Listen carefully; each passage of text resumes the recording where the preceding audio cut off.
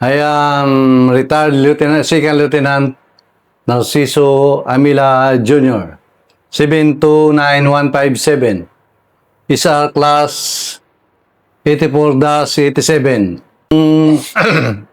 Second class, third class kami dati. Nung mag-top after 6 months, di mag-second class ka. Way back. Way back 1985. Ang una ko yung kwento, kasama ko si dating Second Lieutenant Dabalan. Second class pala ako noon. Pero yun ang unang ambush ko na hindi ko malimutan dahil nasa baba kami, sa ilog kami. Yung team namin, dala kami ni Lieutenant Dabalan. Nag-check kami nung mga, kasi magpapasko yun eh. Nung mga pagkain baga ng mga kalaban, mga NPA, nasa bangka, di check namin nanapan ni Sir ng mga sidula, ganon. Di namin alam, yung mga armado pa nila, nandun sa taas.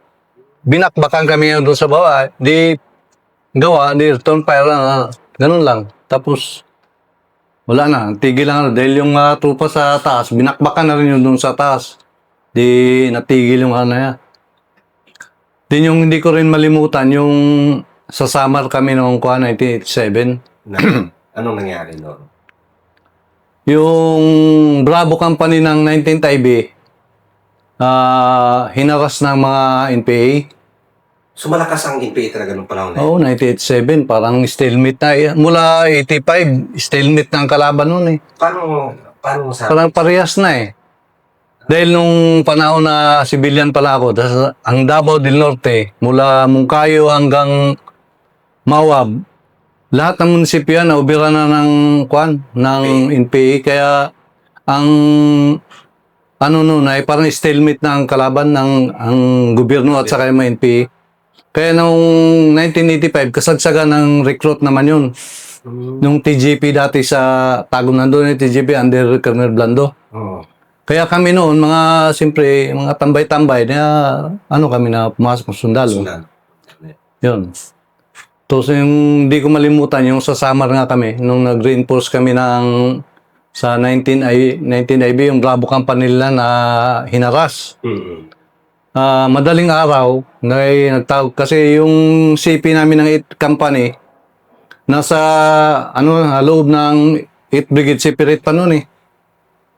Malapit lang nung nagtawag siguro sa brigade yun, nagkulibagtong kami, mga 4:30 ganyan, gisingan na. Alas 5, takbo ka agad, reinforce. Ang masaklap nito, wala pang siguro, mga 5 kilometers siguro galing sa CP, na inambus yung sinakyan namin yung convoy namin. Yan, nawundid yung classmate ko na isa, si Pipsi Hanuyan. Senior ko yun eh. Nagputukan. Hindi na ang kalaban na nagtagal dahil lang nila doon, parang blocking lang baga, para hindi reinforce. Di natigil. Ang desisyon ng CEO namin noon, huwag tayong tumuloy. Ang ginawa sa amin ng brigade noon, innerlift kami, yung chopper. Nagantay kami doon. Dinala kami doon sa may Mondragon yun, sa may Barangay Makiwalo. Mondragon. Inirlip kami doon sa sa Barangay Kablangan, yung CP na pagdating namin doon, wala na. Ubira na talaga yung ang decide yung brigade na, kasi tumawag ulit doon na yung detachment nila sa Barangay Ninita. Yun naman ang doon pala lumipat yung makalaban. Doon na naman kami inirlip ngayon. Ang problema, hindi kayo kaagad dahil nandun pang makalaban eh. Ayaw din ng chopper na magbaba kaagad. Hinihintay na makapisto ng maganda. Maghanap ng magandang pistuhan. Yun, doon namin, yung maliit lang na attachment, hindi nakuha yun. Dahil ang attachment lang, nasa taas eh. Tapos ang mga seats pa noon eh. Nasa palibot ng mga bahay, na target-target na yan. Ang daming patay na NPA.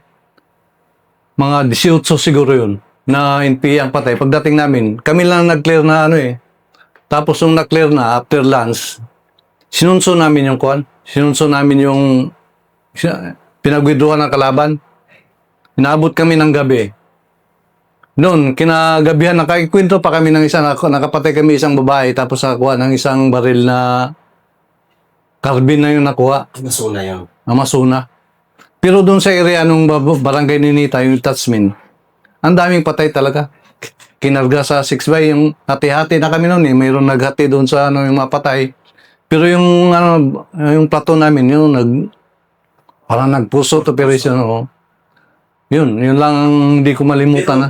Anong unit mo that time? Yung 8 company. 8 company din yan, no? Oo. Anong designation mo din ng master? Ay, di rifleman pa. Dahil ano pa ako noon, Pepsi pa ako eh. So parang lead scout, mga ganun. Di, ano ako kung yung na itong sunod sa Kontakman. contactman. No, Sunod sa sa Red Scout. panahon ng 84 ko, mga kudita, gaano ka masalimuot yung panahon na yun? No? 84? Oo. Wala mang 84. 89. 89. Nung yung class kasi namin noon, nagtaka kami bakit ang tagal naming na-pull out ng sa mission. Doon kami sa magseseno. Bakit hindi pa kami declare na na-graduate? Nainip na kami na lang doon eh. No, siguro na nagpanereklamo ng mga opisyal namin na bakit hindi daw kami declare. Kaya ang school commandant doon si Gringo. Yung kanta niya noon ang Bayang Magiliw. Sabi niya, di ba ang mamatay ng dahil siya ganon. Sa kanya hindi, ay mali. Ang pumatay ng inulit namin yun. Ang pumatay ng dahil siya. Yung pala, August 86, graduate kami ng June. Pag August yung kudita ng 87 eh. Oo. Yung pinasok nila yung jets ko. Ang nabalda doon yung sunod sa amin 85, 86, 87. Yun ang talagang kami nag-graduate na kami sa mga nasa mga unit na kami. Sabi namin, yun na nga hinintay kaya pala tayo antay na matagal mag-graduate. Yung pala ang balak noon na kami ng kudeta siguro. Gamitin siguro. Kaya nagamit nga sunod na class sa amin eh. Hanggang 89 yun. Na class. Oo. Yung mga hindi pa ang nag-test mission na doon, 85 yata eh. O 88, 87. Kaya nag-graduate ng 85, kunti na lang dahil pasok sa 87 ba o 86. So parang magulo na yun nung mga panahon na yun, master, nung nag-graduate na kayo. May mga tension na nangyayari. Meron na yun dahil nung magpa-enlist na kasi kami noon ng 86. Na-enlist ako 86 eh. Nagtaka kami bakit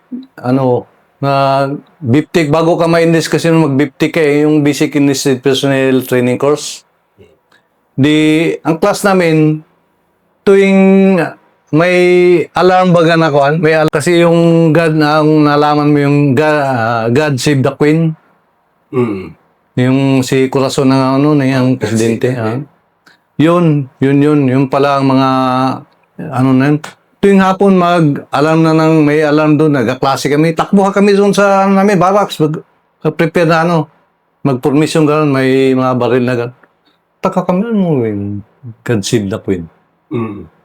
Siguro yung mga yun, alala yun. Yung mabasa mo sa TV. Kumalat na yun sa dyaryo, yung God Save the Queen, ba? Nandun sa TV yun eh. Tapos nung 89 naman, 86 ako na-enlist, 86, 87, 88, 89, mag-greenlist ka, di ba? Nung mag-greenlist kami, nag-request kami doon sa CEO namin. Nandito kami, 89. Sir, ang ETA namin, sabi na Pro Sergeant, ETA namin ay 01 December. Nandito pa kami, November, nandito pa kami. Ang re-enlist nun pupunta dyan sa Bonifacio. Dalahin yung mga gamit mo, mga uniform, kung plito ka o hindi. Ganun, kung nabalitaan mo yun. Nagtaka kami, bakit, yung isang linggo na lang, bago kami pinadala sa Bulacan. Ang dami namin, magkakabats, ilang kami. Yung pala, nung alam mo yung kudita ng 89? Oo. Yun, yung pag 01 December yun ang kudita nun Yung start nila. Oo. Nagtaka kami na paghapon na, Hindi na pwedeng lumabas. Hindi na pwedeng lumabas sa loob na lahat. Tapos yung 31 ba ang November? Nagtaka kami. 31. Hindi naman na pwedeng maglabas. Tapos marami nagdatingan ng mga kumarit. May mga magdating na mga ambulansya. Tapos may mga baba ng mga baril. Kung ano. Nandun kami sa loob eh. Kami nag-rinlist ka kami. Tapos yung ginatanong kami, bukas na ang kwan. Tinawag kami lahat na maraming mga release. Mga reliste. Nung hapon na yun, kinabukasan na ang Execution. ang kudita. Handa ba kayong pumatay? Handa sir, sundalo tayo. Isip-isip ko lang. Siyempre sir, sundalo tayo. Sige, enlist na kayo. Ganun lang sabi sa amin. Akala na pahirapan kami. Re-enlist na. Enlist na kayo. May order na kayo. Yung pala, yun na yung kuha na yun. Kaya akala namin noon, hindi kami ma-enlist noon eh. Dahil nung time na yun, di nagkagulo na. Nasa loob kami. Di alerto din kami. Hawak kami ng baril. Alam mong ginawa namin dahil nung ang naiwan doon na yung liaison namin eh. Liaison NCO. Yun din na bawat unit may mga liaison. Sila din naghawak ng mga release din nila. Pinahawak kayong baril gano'n. Nung umaga na, di sabi, kanya-kanya tayo. Bumbahin daw itong Bonifacio. Yun ang Pero mga tanghali na kami dahil nung umaga talagang bawat ginahold namin eh. Akala ko hindi ko na kami ma-enlist nun nagkanya-kanya kami sibat. May kasama kami nung na-reenlist na taga Kugyo sa Alam mo yung Bonifacio ngayon, daan na pag niya doon sa libingan labas kami doon sa may Patiros. Lakad lang namin yun, wala kami mga pera nakashort lang kami gano'n Tapos sabi doon tayo sa amin, doon kami nagtago sa Kugyo. Lakad lang namin yung may nakasakay na kami siguro, yung pantipulo na. Malayo nga. Ang nangyari nung nagtago na kami doon sa bahay nung kasama namin na 7-4 din yun eh. Tago kami ng mga tanong yung mga kapitbahay. Sino yung mga dami nyo dyan? Alam mo nangyari nung balik kami dito, sa barko wala kaming pansinan dahil madami kaming dala ng Manila.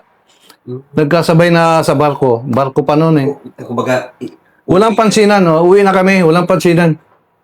Miss kaya, halimbawa, nagkita tayo gano'n, walang pansinan, kausapin mo na gano'n. Lang. Tapos, basta nagtingin na gano'n, tabi lang gano'n. Tabihan mo siya sa Pero yung mga gano'n, wala yun, wala. Ang iisip namin, baka mayroong manghuli ba na, kasi ang daming nahuli noon eh. Yan sila Tobilyon, nahuli yan sila eh. kasi papabalik kayo doon. Sila, baka i-hold kami. Kaya sabi namin po, baka wala nang hindi na tayo ma-enlist nito. Kaya nung pagka December 30, dinala kami lahat ng lahat kami ng 2nd Division. Kami doon yung tawag doon, yung pinaseminar kami doon ng ng masakla. Pagtapos ng seminar, yun, ginawa kami strike company ng 2nd Division. Ginawa kami kahirap ng trabaho namin. Lahat ng batalyon ng 2nd Division, hiram kami ng hiram. Kaya yung mula Quezon, yung 31st IB, hanggang doon sa Susugon, abot namin yun. Hiram-hiram ang mga bawat. Tapos nga dyan, kami naman. Power, no? Kaya nung nag-reactivate, pag antay kami ng udang, yung iba nga, walang order, diretso na report eh. Ngayon lang, wala lang. So, grabe yung panahon pala talaga, masakilap talaga. Ang ng mga 1980s, mahirap ang trabaho dahil hanapin mo kalaban. Ngayong 90s na hindi na gaano eh. Lalo na 2,000 na. Lalo na sa mga Muslim area. Hindi mo na hanapin. Andyan lang ang kalaban eh. Yung itis talaga, mahirap ang trabaho dahil hanapin mo ang bundok. Wala pang mga gamay. Ngayon, may mga drone na eh. Yun, hanapin mo kung saan. Advanced technology. No. Noon, wala pa eh. Mahirap pang ipin, no? So, kaya bagay yung ano talaga. No? So, yun yung mga naging karanasan mo rin sa pagsundalo. Oo. Kasi, ano, Kaya ngayon, ang maramdaman mo sa katawan yan, ang sa hirap yun eh. Matulog ka sa lupa mo. Ngayon, sakit ang baywang eh. Yung, di ba nakakumbat ka pag sabing hold, higa ka gano'n. Gawin mo ng unan yung pack mo. Oo. Tapos itong baywang mo, hindi siyempre yun ang nasa lupa. Pag sabing ulan o init yan. Pag sabing hold, higa. Yan, para na makapahinga. Pag sabing go, tayo ka na naman. Kalaban. Sabagay, may reward din naman dahil nag-sweldo ka nga na wala sa ngayon, di ba? Ano yung mensahe, Mick? Kung may mensahe ka, master, sa ating mga kabataan na yan, mga sibilyan, ano yung message mo? Sa mga sundalo ng mga bata, Mga sibilyan. nasa mga sibilyan, mag-aral sila. Hindi nila pag-aaral ay baliwala. Kasi mahirap magsundalo. Sabagay, kung nasa linya mo talaga na parang destiny mo na sundalo ka talaga, kahit ayaw mo gusto, sundalo ka talaga.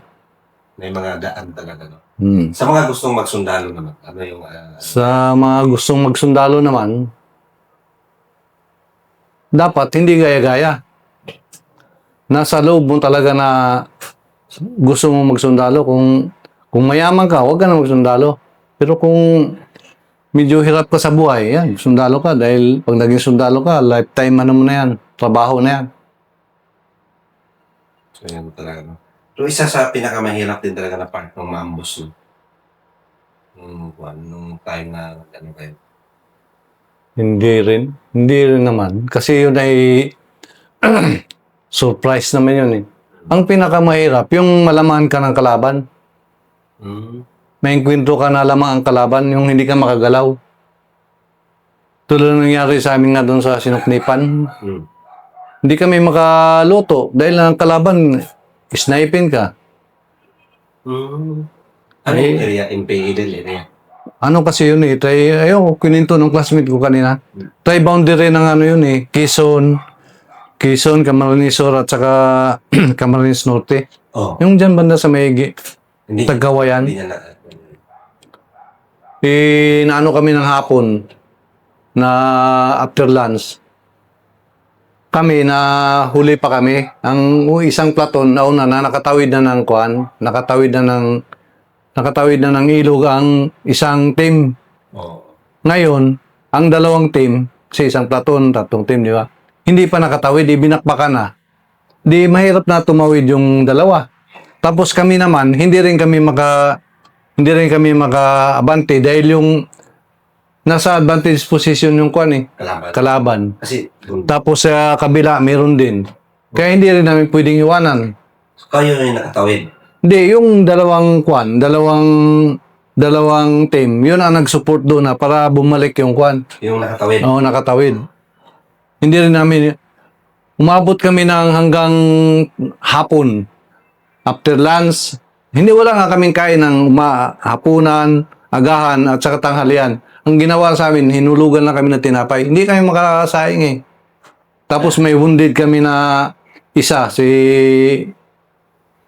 Pepsi Unciano. Hindi rin ma-pick up ng, sabi birahin din ng kalaban. Ang ginawa ng hulog ng tinapay, nagay sa gulong ng chapel, kaya ayun, makain namin. Tapos mabuti ang tama nung namin, sa paa lang. Hindi siya ganong delikado. Bakit hindi kayo makapagsak? Ay, ginabanatan nga kami na ma-identify kami na nandun eh. Tapos ang ginaalalayan namin talaga yung doon sa baba, mapin down yun dahil kung ano. Yung CEO namin kilala mo si General Balyao. Yun ang nagdala nung nakatawid doon. Kasama siya doon sa nakatawid. Kaya hindi pwedeng iwanan. Kasama namin yung CEO. Kasi parang support team, support group kami. Hindi pwedeng iwanan talaga yun. So parang left and right yung kalaban. Oo. At saka yung terrain. Ang terrain kasi disadvantage ang kami nasa disadvantage position. Kaya hindi kami makagalaw na kung mag-maneuver gano'n o mag-ano. Bakbakan ka nga eh. Paano nyo nalusutan? Yung ayoko anong ginawa nila Kanilbalyaw doon. Basta nagdahan-dahan sila na gano'n na ano. Kasi natakot din ng ano eh. Ginabakbakan din sila eh. Yung mga kalaban. Siguro naubos yung bala nila. Eh matagal yung after lunch hanggang hapon. Siguro na ano sila na kung ang bala ng kalaban eh, hindi naman madami din eh. Pero buti na lang din. Ayun yung, kasi ang mahirap pa yung posisyon nyo, mahirap pa yung terrain. Yung kilala mo si Kwan, si Guna. Ayun, sila ang naipit. Saka sila Pugot. Kilala mo sila Pugot, yung retired. Yun, sila yung naipit doon, sila nakatawid doon. Kaya pag nagkakwentuhan niya, buti ka. Ka-retired ka. Kasi nung time na yun talaga parang, hindi naman na masabi na parang dito na yata tayo hanggang dito. Hindi naman. Kaya lang, malungkot ka dahil hindi ka makagalaw eh. Yung terrain kasi, ang ano ng terrain, ano yun eh, sa ilog ganun tapos mataas ganyan, overlook ka ng kalaban. Kaya hindi ka makagalaw na kung anong gusto mong ano. Kaya dahan-dahan kami nag-urong-urong pababa. Kung magsaing-saing ka, di magkita pa yung, hindi ka na yun, wala rin gana magsaing siguro rin. Nasa yung kwento ka eh. Grabe din yung Yun lang. Sa mga bagong sundalo na nasa serbisyo na, huwag yung sa mga senior, huwag maglaban baga, magsagot-sagot. Dahil darating ang panahon, sila rin maging senior na eh. Palo lang, sunod lang. Wala namang kuwan. Maliban lang kung mga illegal order naman siguro. Sa mga senior naman, huwag mo yung... Kasi ako, suwaid din ako nung kabataan ko eh. Nalaman ko lang nung mag-major na ako eh. Mali pala. Ngayon mo lang malaman. Sabagay, sinabi ko na rin sa kanila yun.